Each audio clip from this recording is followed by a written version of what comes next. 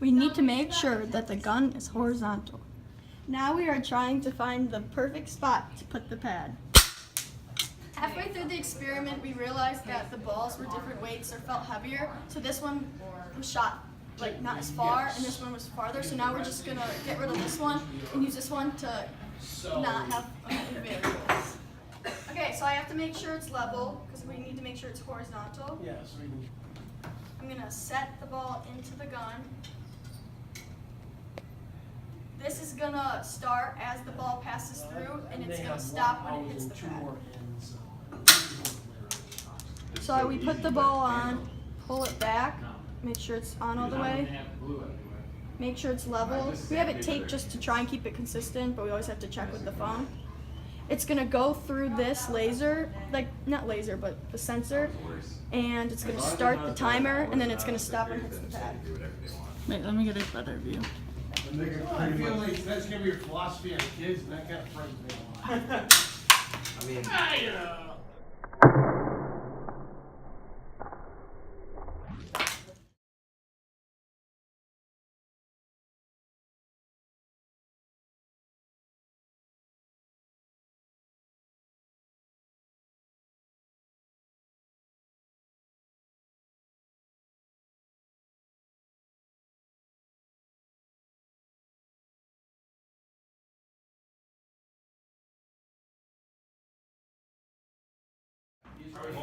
I'm measuring the distance from the floor to the ball so that the horizontal projectile distance is the same as the distance that the ball is going to be dropped to the ground.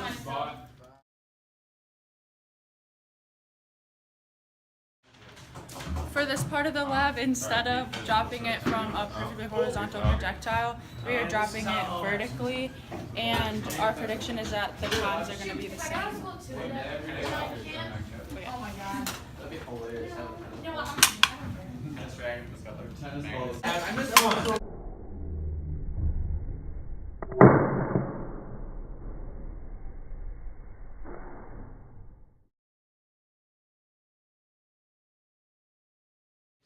These are our results for the vertical drop. We measured it with the meter stick at 71.5 centimeters up from the ground.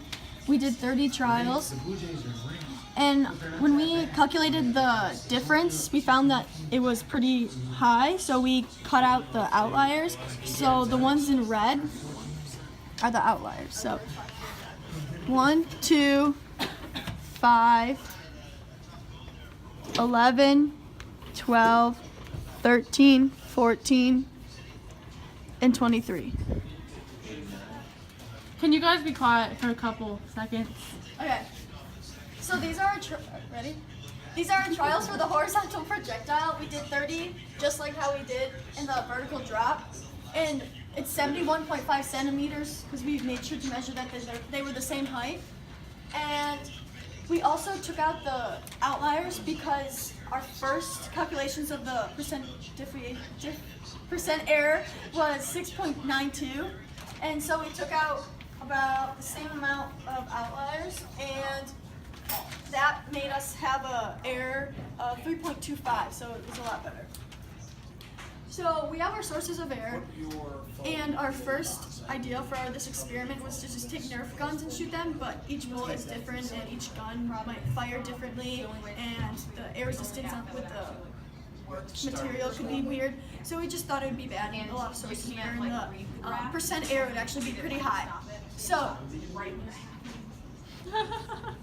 number one, for the horizontal projectile, the gun could not have been level, like it might have been 1 degree off, so every time I had to make sure to check, but I tried taping it as you saw in the videos before, but it might have fallen a little, so that could have been a source of error. At the beginning, I also explained how we had 2 different balls. We had to redo about 5, I erased it. We had to redo like 5 trials for the horizontal projectile because we used 2 different balls, so we redid those with just 1 ball, which cut down the source for the percent. And then Katie had to make sure she dropped the vertical ball perfectly at 71.5 centimeters, and that's pretty hard to do with just a hair off. It could have made a difference. So human error took place there. From this lab, we learned that if a ball is dropped from the same height, it does not matter if it is shot from a projectile or dropped vertically, they will land at the same time. And this is because the ball shot out of the gun has no lift on it, meaning gravity has the same effect on it as the dropped ball, which causes them to fall at the same time.